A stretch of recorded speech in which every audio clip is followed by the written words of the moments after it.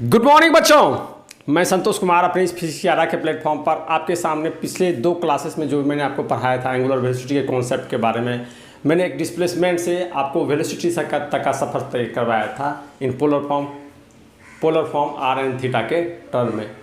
वो जो इक्वेशन मैंने आपके सामने डिराइव करके लाया था v इक्वल्स आर डॉट यानी D R by D T U cap R plus R D theta by D T U cap theta, इसी को मैंने शॉर्ट टर्म में लिखने की कोशिश की थी जहाँ पर डॉट का यूज़ किया था और उसे बताया था कि वो क्या है। जो भी डॉट में बोलूँगा उसका मतलब है differentiated with respect to time T. जैसे v equals R dot U cap R plus R theta dot U cap theta, मतलब जहाँ जहाँ डॉट है वहाँ पर क्या है, the term differentiated with respect to time है। जैसे आपके पास जो था वो क्या निकाल के लाया था मैंने, v equals D R by D T U cap R plus R D theta by D T U cap theta, ये वाला टर्म था आपका। ठीक है, इसी इक्वेशन का मैजिकल यूज कैसे करेंगे किसी सवाल को सॉल्व करने में, मैं 2 तरीका बताऊंगा। एक तरीका वो है जिसमें आप ये वाला टर्म आप नहीं जानते हैं, ये टर्म आप नहीं जानते हैं बाय यूज ऑफ ट्रिगोनोमेट्री। ठीक है, उससे भी मैं निकाल के दिखाऊंगा आपको angular velocity of a particle, flying particle, इस एग्जांपल के थ्रू से। और दूसरा तरीका है, अगर आप ये चीज़ जानते हैं तो ट्रिगोनोमेट्री से बेहतर सॉल्यूशन आप कैसे प्राप्त कर सकते हैं वो देखिएगा। अगर आप ट्रिगोनोमेट्री से बनाते हैं तो यही सवाल आपका डिस्क्रिप्टिव नेचर का हो जाएगा, लेकिन अगर आप ये कॉन्सेप्चुअल इस नेचर से बनाते हैं तो यही सवाल आपका एमसीक्यू नेचर का हो जाएगा, ऑब्जेक्टिव नेचर का होगा। तो डिपेंड करता है कि आपके नॉलेज का, आपकी जानकारी का दायरा कितना बड़ा है जिससे आप किसी सवाल को अच्छे से टैकल कर पाएँ। मैं पहले ध्यान दिलाना चाहता हूँ कि ऊपर वाले पॉइंट्स को आप पढ़िए। Find out angular velocity of the aeroplane flying h metre above the ground when theta equal to 60 degree with respect to an observer at origin और ग्राउंड।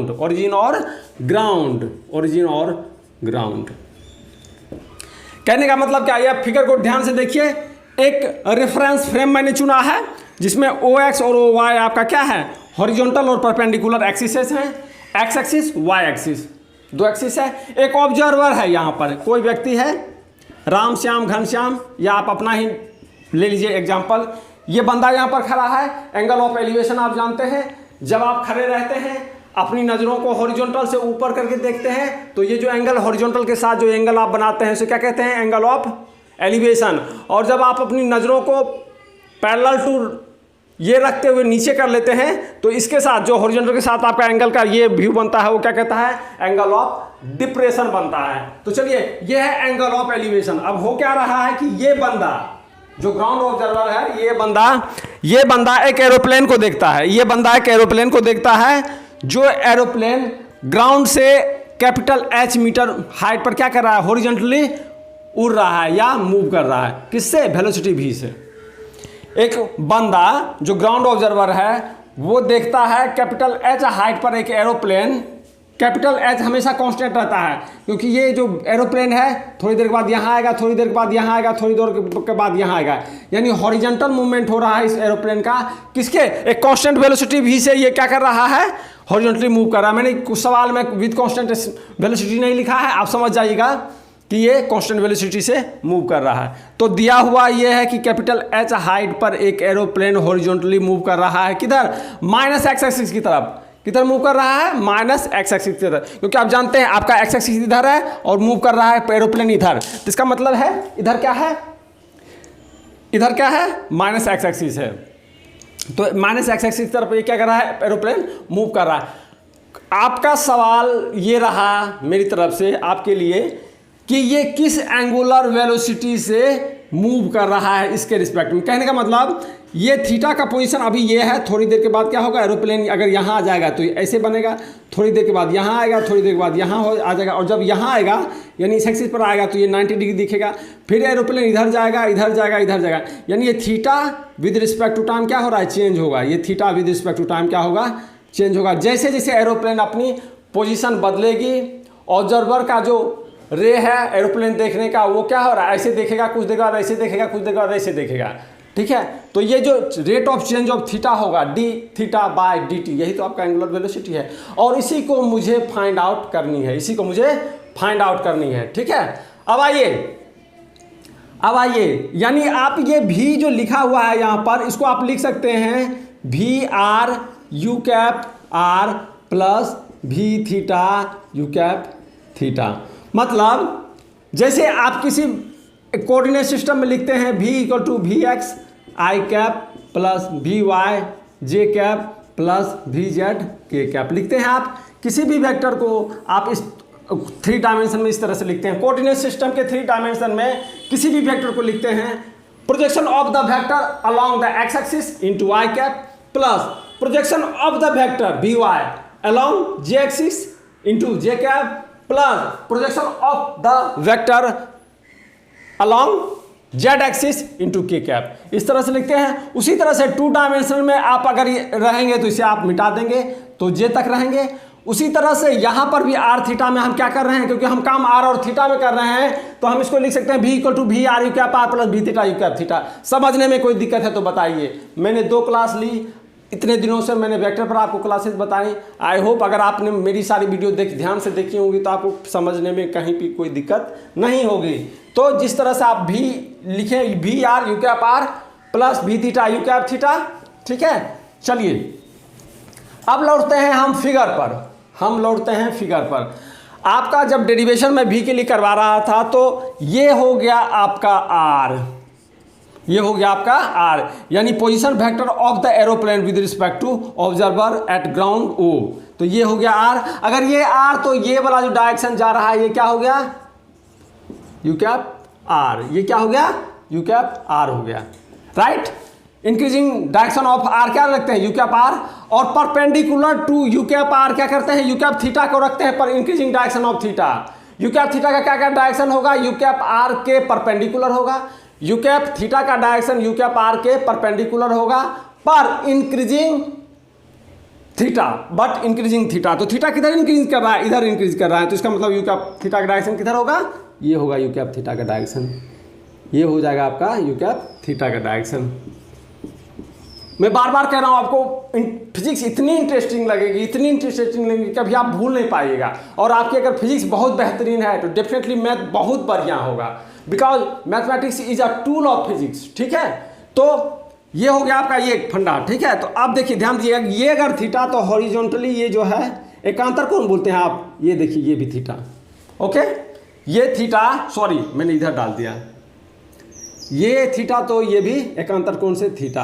अगर ये थीटा तो ये 90 माइनस थीटा। समझने में दिक्कत होगी। अगर ये थीटा तो एकांतर कोण से क्या करते हैं, ये भी, ये इसके हॉरिजॉन्टल ये है तो ये थीटा, और अगर ये थीटा तो 90 माइनस थीटा, क्योंकि यू कैप थीटा किसके परपेंडिकुलर है, आर के परपेंडिकुलर है। तो ये हो गया आपका 90 माइनस थीटा, 90 माइनस थीटा। अब एक बात बताइए, आपको भी इधर दिया हुआ है, भी इधर दिया हुआ है, भी इधर दिया हुआ है, और आपको अगर यू कैप थीटा के डायरेक्शन में चाहिए तो प्रोजेक्शन लीजिएगा, इसका प्रोजेक्शन इधर होगा तो भी थीटा कितना हो जाएगा, भी थीटा बराबर क्या हो जाएगा, भी का प्रोजेक्शन किधर, यू कैप थीटा के तरफ, तो हो जाएगा कॉस 90 माइनस थीटा। ये बराबर क्या हो गया, भी साइन थीटा। ये हो गया आपका भी साइन थीटा। इसको कोई इक्वेशन ए का नाम दीजिए, इसको इक्वेशन ए का नाम दीजिए, ठीक है। अब कंपेयरिंग यहां से इसके साथ अगर आप कंपेयर कीजिए, इसके साथ अगर कंपेयर कीजिए तब क्या होगा, कंपेयरिंग 1 विद किसके साथ, ए के साथ अगर 1 को कंपेयर कीजिए तो यहां से देखिए ये वी आर बराबर कितना हुआ, डी आर बटा डी टी, क्योंकि यू देखिए दोनों कंपेयर कीजिए, यू कैप आर ये ठीक है, और यहाँ पर वी आर और यहाँ डी आर बटा डी टी, तो यानी वी आर बराबर किसके, डी आर बटा डी टी के। सिमिलरली यहाँ पर यू कैप थीटा, ठीक है, यूनिट डायरेक्शन, ठीक है। अब भी थीटा किसके बराबर, आर डी थीटा बटा डी टी के, आर डी थीटा बटा डी टी के। तो भी थीटा बराबर किसके हो जाएगा, are D theta by D T, are D theta बटा डी टी के हो गया आपका, ठीक है। और ये भी थीटा किसके बराबर, भी साइन थीटा के बराबर, ये हो गया भी साइन थीटा, ये हो गया आपका भी साइन थीटा। इसलिए क्या हो गया, अगर आप डी थीटा बटा डी टी निकालना चाहें तो क्या हो जाएगा, डी थीटा बटा डी टी बराबर किसके, भी साइन थीटा बाय आर के बराबर, भी साइन थीटा बटा आर के बराबर। ये इक्वेशन दूसरा होगा, ये दूसरा इक्वेशन हो गया। तो भी थीटा बराबर are D theta by D T, यहां से उसको बराबर किया मैंने इक्वेशन 1 से, क्योंकि आप भी थीटा भी साइन थीटा लाए हैं, तो डी थीटा बटा डी टी क्या हो गया, भी साइन थीटा बटा आर। भी आपको दिया हुआ है थीटा 60 डिग्री पर निकालना है, तो ये भी पता है, भी पता है, लेकिन आपको आर नहीं पता है, चलिए अगर ओ है और अगर इसको ए मानते हैं और इसको अगर आप बी मानते हैं तो इन ट्राइंगल, चलिए थोड़ा सा आगे बढ़ते हैं, मैं ऊपर वाले टर्म को मिटा देता हूं, थोड़ी सी जगह मुझे मिल जाए, उसके बाद मैं बताऊंगा क्या करना है। ये वाला का इसकी अभी जरूरत नहीं है, तो मैं इसे मिटा देता हूं, इसे मैं क्या कर रहा हूं, डिलीट कर दे रहा हूं। तो लिखते हैं इन ट्राइंगल किसके, ओ ए बी, क्या है ये, राइट एंगल ट्राइंगल है, और इसका एंगल कहां पर बनता है, 90 डिग्री यहां पर है। अगर इस ट्राइंगल के इसमें देखिएगा, तो अगर हम साइन थीटा लिखना चाहेंगे तो क्या लिखेंगे, बोलिए, साइन थीटा बराबर किसके, लंब बटे कर्ण, लंब कितना है, कैपिटल एच, कर्ण कितना है, आर, कर्ण कितना है, आर है। तो यहां से क्या हो जाएगा आपका, आर अगर निकालना चाहिए तो क्या हो जाएगा, आर बराबर एच बटा साइन थीटा। आर निकल चुका है, इसको इक्वेशन 3 का नाम दीजिए, ठीक है। तो putting the value of R from 3, तो लिखेंगे क्या, putting the value of R from 3 into किसके, 2 में। अगर 3 से निकले हुए आर की वैल्यू को हम 2 वाले इक्वेशन में डाल देते हैं, तब मेरे पास क्या हो जाएगा, डी थीटा बटा D T, D theta by D T equal to क्या हो जाएगा, भी साइन थीटा पहले से है, आर की वैल्यू रखनी है, एच बाय क्या करेंगे, साइन थीटा लिखेंगे, और इसको अगर आप उलटिएगा तो क्या बनेगा, भी sine square theta by capital H, यानी भी sine square theta by capital H. यही आपका क्या आया, D theta by D T आया। ये क्या आया, डी थीटा बटा, और डी थीटा बटा डी टी को ही तो आप ओमेगा बोलते हैं, एंगुलर वेलोसिटी बोलते हैं, क्या, डी थीटा बटा डी टी को आप क्या करते हैं, एंगुलर वेलोसिटी बोलते हैं। ये सारे टर्म्स को मैं मिटा रहा हूँ आपको समझाने के लिए, आप अच्छी तरह से बुझ पाएँ, यही मेरा ध्येय रहेगा इस क्लास का, कि जो कुछ मैंने आपको निकाल कर दिखाया है बी वाले टर्म में, आर थीटा के फॉर्म में, पोलर कोऑर्डिनेट सिस्टम में, उसे आप यूज करना सीखें। कोई भी चीज़ अगर आप निकाले हैं, डेरिवेशन किए हैं, जब तक उसको आप एक प्रॉब्लम के माध्यम से नहीं देख पाइएगा, तब तक वो जो थ्योरी है आपकी वो सीमेंटेड नहीं होगी। तो ऑलवेज ध्यान रखिए, जब भी आप थ्योरी पर हैं, उससे रिलेटेड जो भी प्रॉब्लम्स हों, कॉन्सेप्चुअल प्रॉब्लम हो, मैं ये नहीं कहता हूँ 50-25 बना लीजिए, लेकिन 4-5 ही हैं जो कॉन्सेप्ट आपको आपकी कॉन्सेप्ट को सीमेंटेड कर दे, उस पर जरूर ट्राई कीजिए, ठीक है। तो आपका हो गया ओमेगा बराबर क्या निकला, भी sine square theta by capital H, at theta equal to 60 पर क्या हो जाएगा, जैसे सवाल में दिया हुआ है, थीटा किस पर, कब, थीटा कब, क्योंकि डी ओमेगा बटा डी टी जो है वो थीटा वेरिएंट है, भी कांस्टेंट एच कांस्टेंट, लेकिन थीटा तो बदल रहा है, थीटा पल पल बदल रहा है, कभी 30 था, कभी 40 हुआ, कभी 45 हुआ, कभी 60 हुआ, कभी 90 हुआ, कभी 120 है, एंड सो ऑन। तो थीटा की वैल्यू जैसे जैसे बदलेगी वैसे वैसे ओमेगा या डी थीटा बटा डी टी भी तो बदलेगा। लेकिन मेरा सवाल कह रहा है कि थीटा इक्वल टू 60 डिग्री पर निकाल के दिखाइए, तो अब क्या करें, ओमेगा कितना, एट थीटा 60 डिग्री।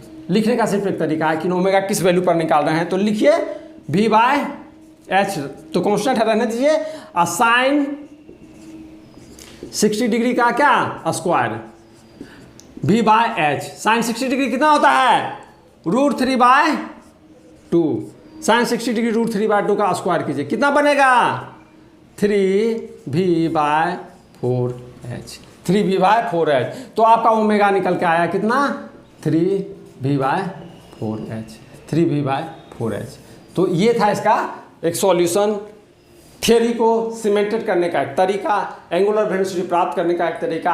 आप हमेशा याद रखिए कि v इक्वल्स, जब भी आप पोलर फॉर्म में जाइए काम करना बहुत ही आसान हो जाएगा।